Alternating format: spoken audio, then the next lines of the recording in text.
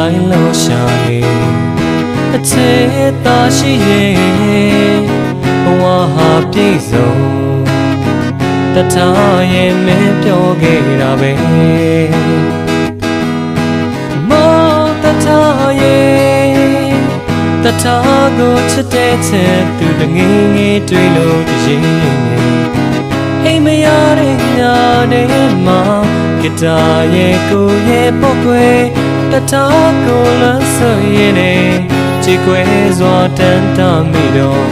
အိမ်နေတဲ့ငကလေးတွေတောင်တို့ကိုစိတ်ဆိုးသွားကြပြီ